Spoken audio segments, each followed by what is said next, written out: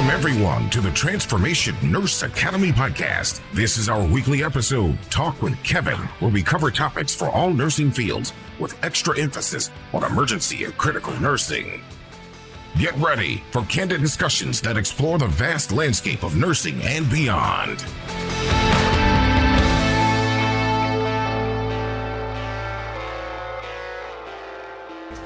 All right, welcome, bitches, to the Transformation Nurse Academy podcast. This is Kevin. I'm your host, and I hope you have been listening and tuning in. So please follow us on Apple Podcasts, Spotify, Amazon Music, YouTube, Podbeam, all them motherfucking shit. Visit our website at Transformation Nurse Academy Podcast.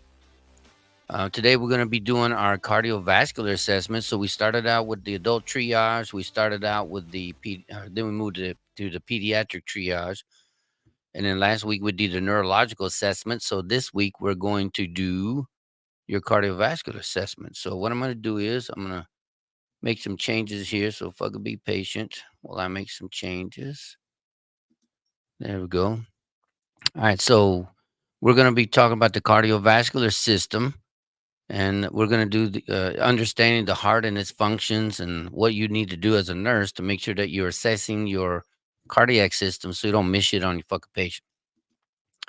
So introduction to the cardiovascular system. The cardiovascular system, also known as the circulatory system, is responsible for transporting blood, nutrients, oxygen, carbon dioxide, hormones throughout the body. So when we talk about nutrients, we're talking about electrolytes. We're talking about sodium, potassium, magnesium, calcium. We're talking about glucose. So don't just get stuck on fucking oxygen, because the oxygen can come back to bite you in the ass if you're not paying attention to the other shit. So key components, like I said, include the heart. It includes your blood vessels. It includes nerves and in the blood. All right. So the anatomy of the heart. The heart is a muscular organ located in the chest cavity. It consists of 4 chambers, 2 atria, and 2 ventricles. The heart has 4 valves. It has the mitral valve, the tricuspid valve, the aortic valve, and the pulmonary valves. And I'm not sure if you can see this right here, but on the screen on your left is the right atrium, and then you have the right ventricle. So in between the right atrium and the right ventricle is the tricuspid valve. And then from the right ventricle, you're going to go up to the pulmonary valve, up to the semilunar pulmonary valve. And then you're going to go up here to the pulmonary artery, and then it goes to the lungs. So typically in the body, the arteries carry oxygen away from the heart and carry oxygenated blood, and the veins carry back the deoxygenated blood. However, in the heart, the pulmonary artery is the only artery that carries deoxygenated blood. And then it goes to the lungs, picks up oxygen, comes back via the pulmonary vein. And the pulmonary vein is the only vein that carries oxygenated blood. And then it goes into the left atrium. Then it goes into the left ventricle, up through the aortic valve, out up to the jugular, the carotid arteries, and then goes out to the descending aorta, out to the body. All right, so the right atrium, again, receives deoxygenated blood from the body via the superior and the inferior vena cava. So the superior vena cava is up here. The inferior venous cava is down here. So the right atrium receives deoxygenated blood from the body via the superior and inferior vena cava and the coronary sinus. The blood then flows to the tricuspid valves into the right ventricle, which pumps blood into the pulmonary arteries and to the lungs for oxygenation. And then, like we said, on the left side, it comes back via the left atrium after it has received the oxygenation from the lungs, and it goes into the pulmonary veins.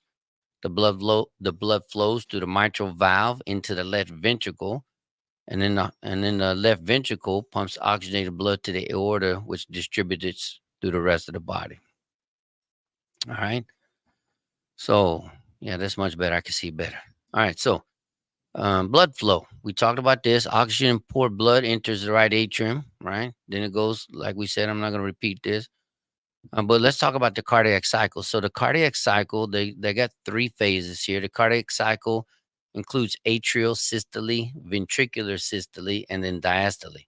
And each are crucial for maintaining your circulation. So atrial systole So during this phase, the atria will contract, pumping blood into the ventricles. So you got the two chambers on the top, you got two chambers on the bottom. Two chambers on the top of the atria, the two chambers on the bottom of the ventricles. This occurs just after the P wave. So this occurs when the atrias contract, you get a P wave, and then the atria relax, you don't really get anything because the ventricles are beating so fast, so you get this little flat line. So between the P wave and the R wave, we call that the PR interval, and the normal PR interval is 0.20 or less. The atrial contraction ensures that the ventricles are filled with blood before they contract. This phase contributes to about 20 to 30% of the ventricular filling. Now, I didn't put this in here, but there's also something that's called the atrial kick. So you get about 20 to 30% of your blood into the ventricles from the atrial contraction, but you get the rest of it from the atrial kicks, like a little So if you lose your atrial kick, then you're going to lose a lot of volume. All right. So ventricle systole, following the atrial systole, the ventricles contract. This phase is divided into two parts: isovolumetric contraction and then ventricular ejection.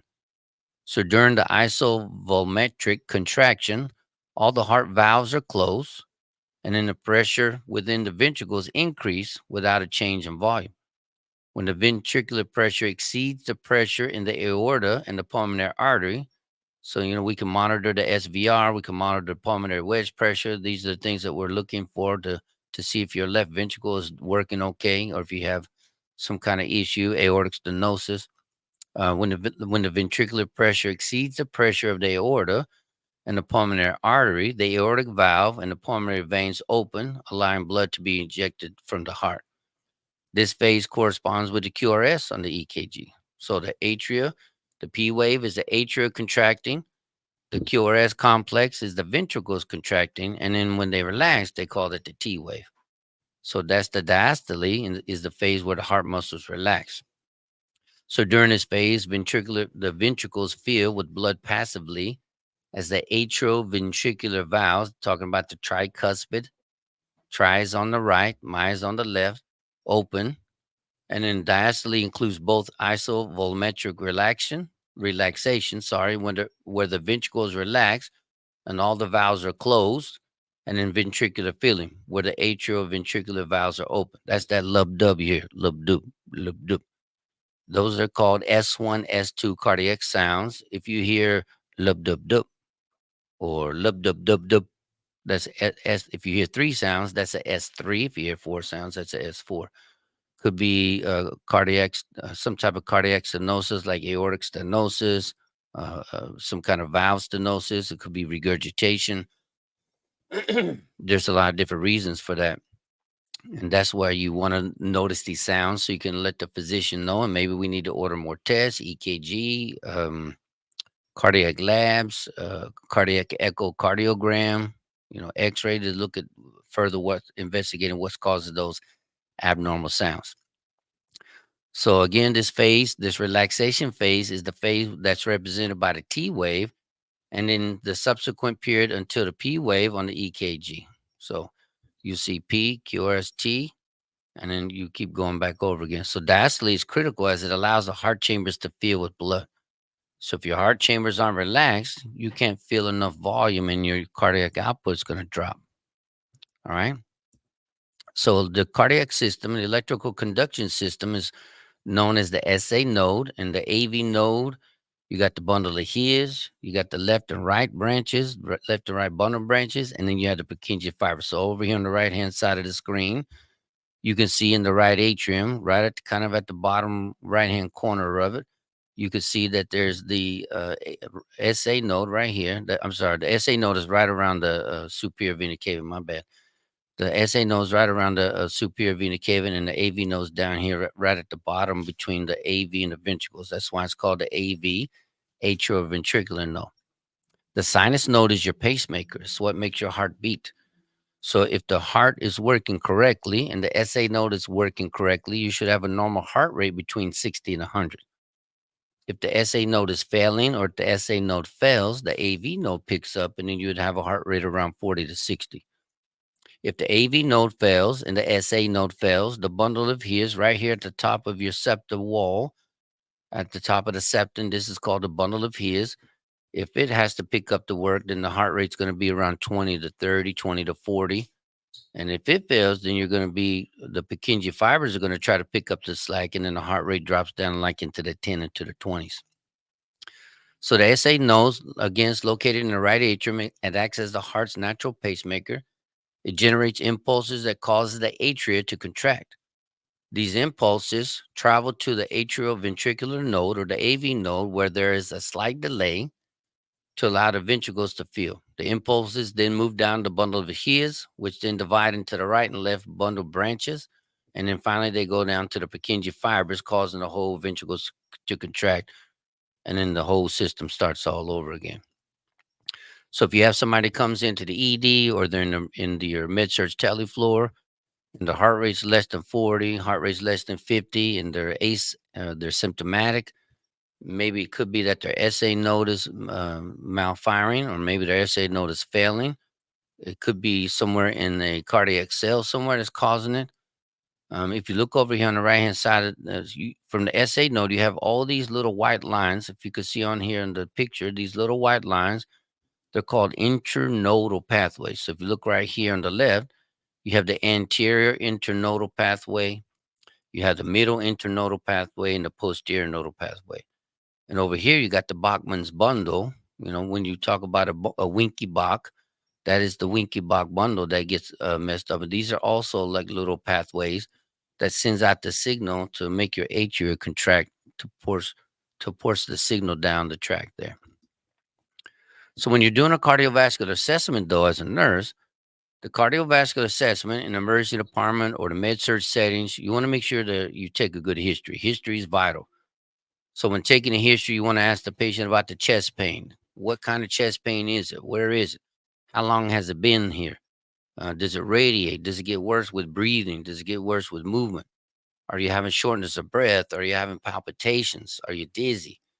Look at their feet. Look at their cat refills. Do they got, do they have club fingers? They got cat refills of 2 to 3 seconds or less, or is it delayed? Do they have pedal edema? If they do have pedal edema, is it +1? Is it +2? Is it +3? These things are important. Because if people have peripheral edema, is it caused by cardiac issues like their heart is failing, congestive heart failure, or some type of hypertrophy? Do they have a family history of cardiovascular disease? So, understanding these characteristics of chest pains, you want to know the onset, the duration, the triggers. This can help you differentiate between angina and cardiac issues like MI or something else. All right. So you want to inquire about the shortness of breath. When you inquire about the shortness of breath, does it only happen at nighttime? Is it when they're lying down? Is it when they're sitting up? Is it when they're walking? It's during your physical exam, you want to look for skin color. Are they pale? Are they cyanotic? Do they have indications of poor perfusion? Are they mottled?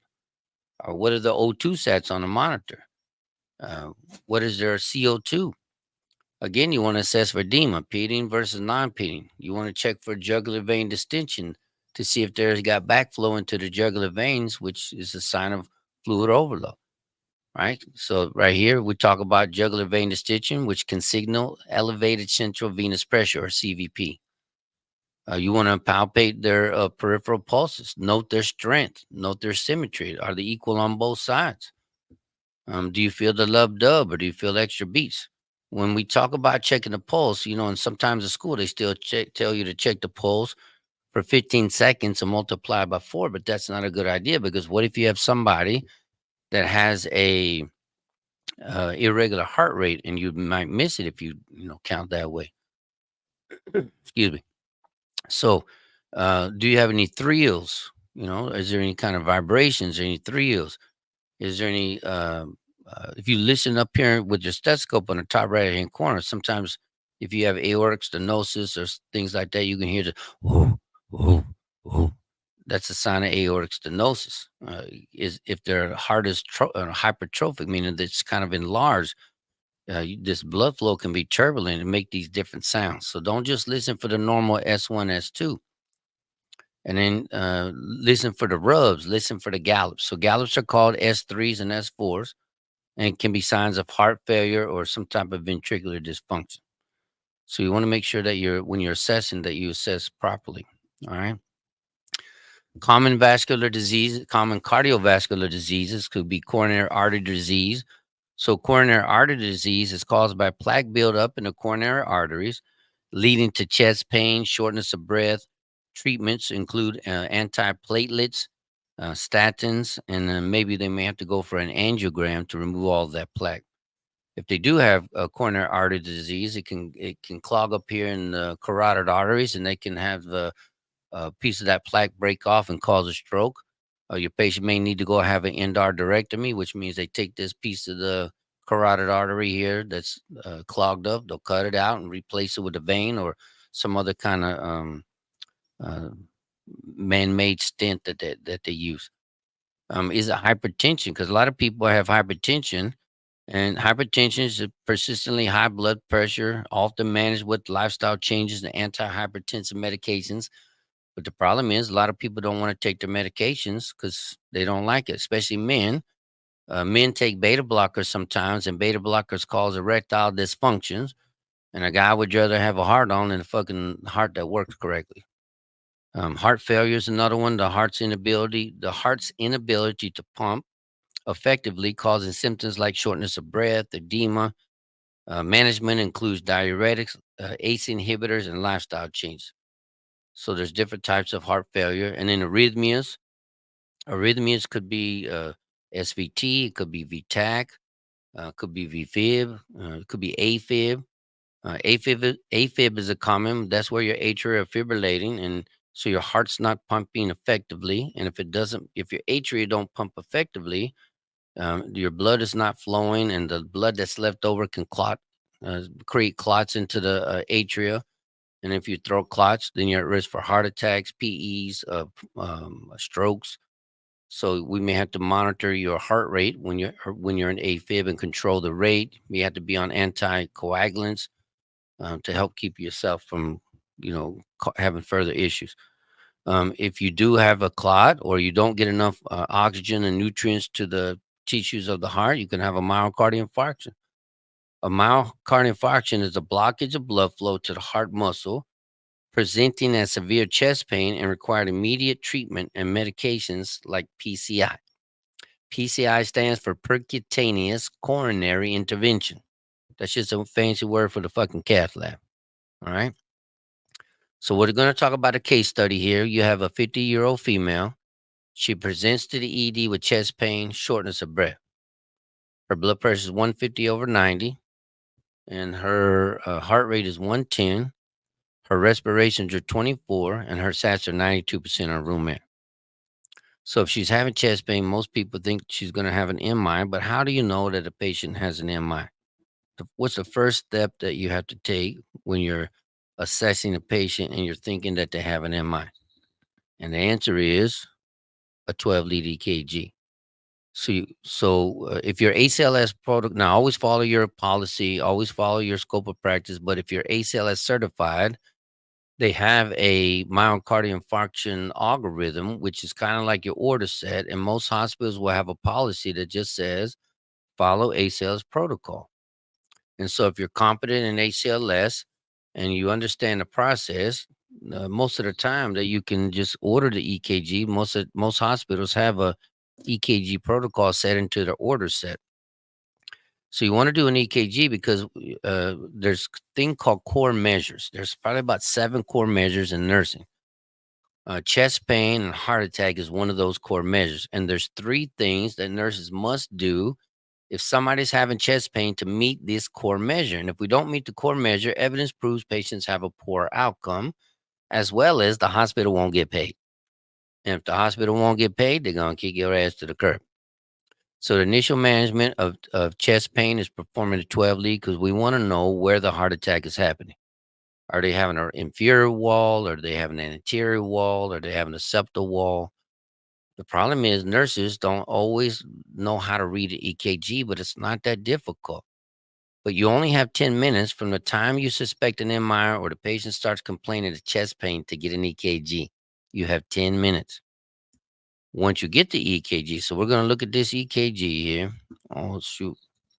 I guess it didn't work, Jane. I guess I'll have to I guess I'll have to figure out a way to play this, but you can't hardly see this. But if you do get an EKG, up here is lead one, this is lead two, lead three. You have AVR, AVL, AVF, V1, V2, V3. You can't see it over here. It got cut off. V4, V5, V6. But when you read a 12 lead, this is the way you're reading it. Just remember that a 12 lead EKG is a mirror image of your patient. Your left is the patient's right. Your right is the patient's left. In the middle right here is the patient's septum. So over here, leads 2, 3, and AVF. These leads right here, 2, 3, and AVF, are on the left side of the screen or the left side of the 12 lead EKG. That is your patient's right ventricle or your inferior wall. And all you're doing is looking for this ST elevation. If you have ST elevation and leads 2, 3, and AVF, that is a sign of an inferior wall MI. Now, the American Heart says you're not supposed to use nitro. However, if you listen to the AVS Avenger, he says there's a lot of research out there, and he's posted it on his TikTok and Instagram and all that. But there's a lot of research that shows this. It's not true that nitro is going to always hurt a right ventricle. It depends on how bad the heart attack is, where exactly it's happening. But you got to get blood flow to that tissue, because if you don't get blood flow to the tissue, the patient's going to die anyway, or the heart attack's going to get worse. If you did have ST elevation here in the middle of the EKG, that's an anterior or septal wall MI. And over here, you can't see it, but V5 and V6 are over here on the right-hand side of the 12 lead. V5 and V6 are underneath the left armpit, so you're looking at the patient through the left lateral. So we call that a lateral wall MI. So 12 leads aren't that hard. It's just we got to learn how to read them and just understand that they're a mirror image of our patient. All right. After we get to 12 lead, we want to make sure that we get cardiac biomarkers. We do troponins mostly. There's a troponin, and then there is a high sensitivity troponin.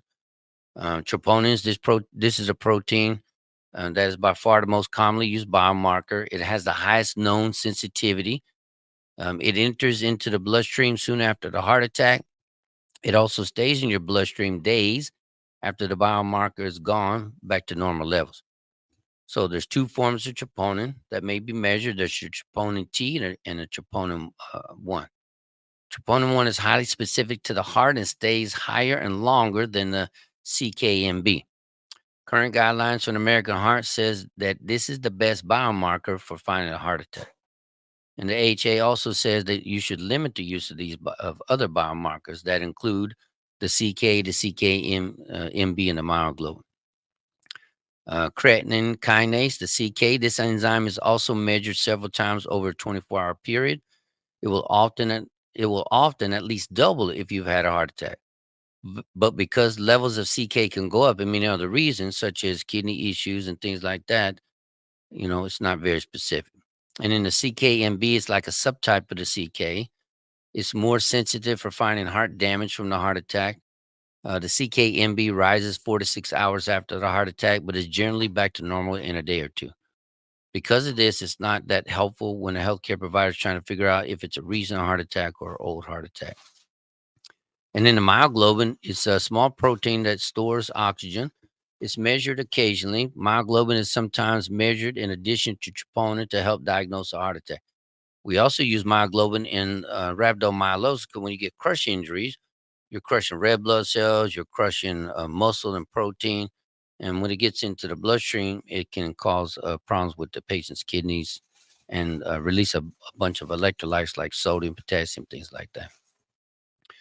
So if you do have a patient with a MI, you want to make sure after the physician diagnoses him with the STEMI off the 12 lead, you want to administer chewable aspirin, not enteric-coated, 162 milligrams to 325 milligrams, and you only have 30 minutes to do it.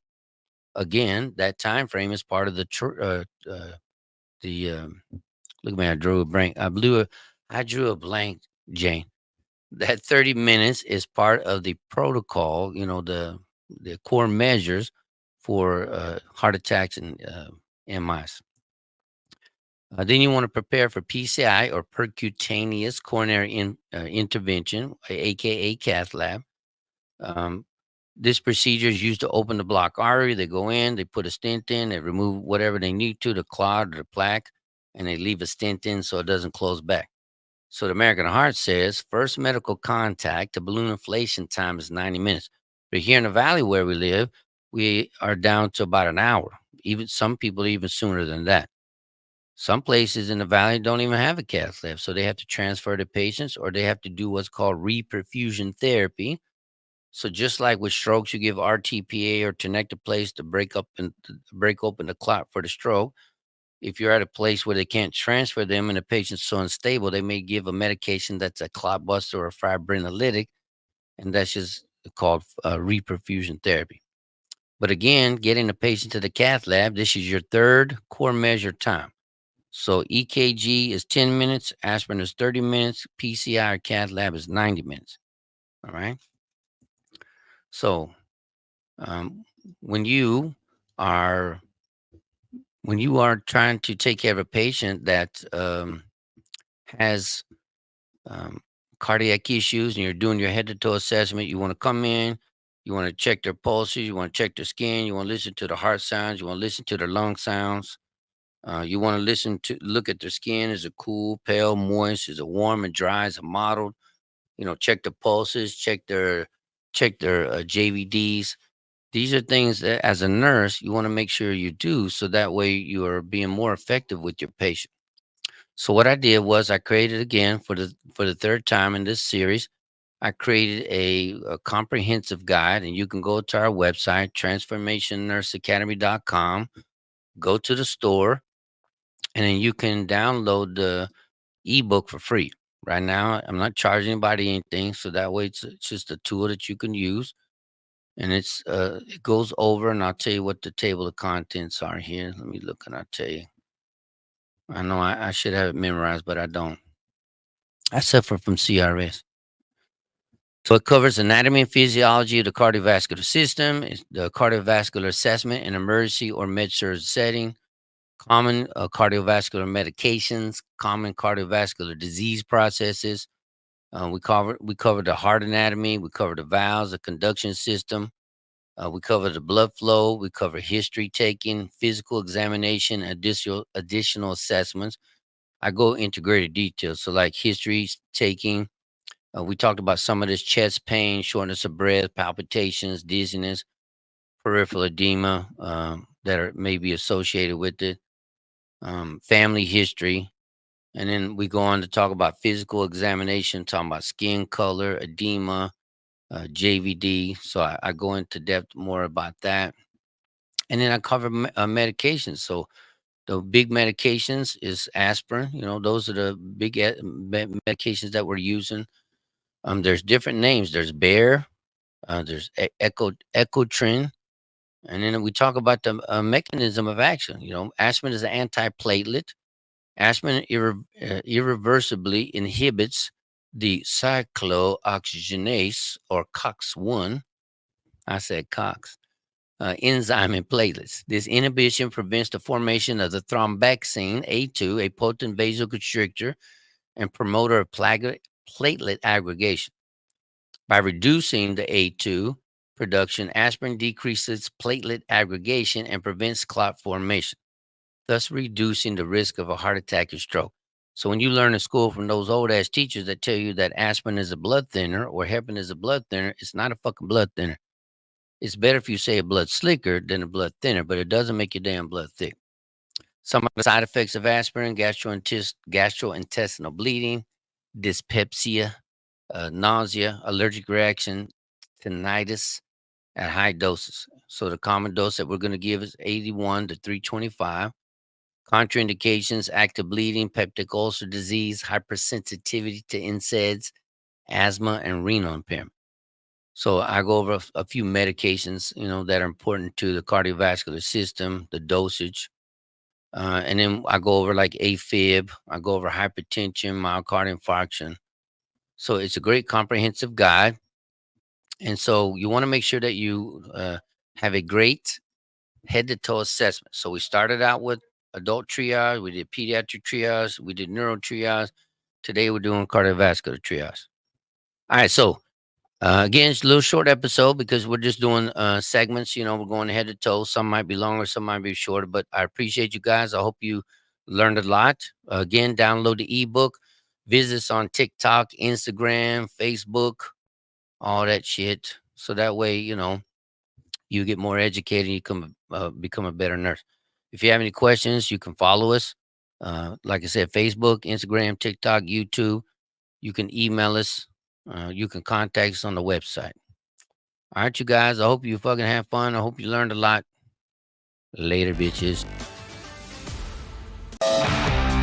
Don't miss out. Engage with us weekly. Share your thoughts, and let's transform the nursing landscape together.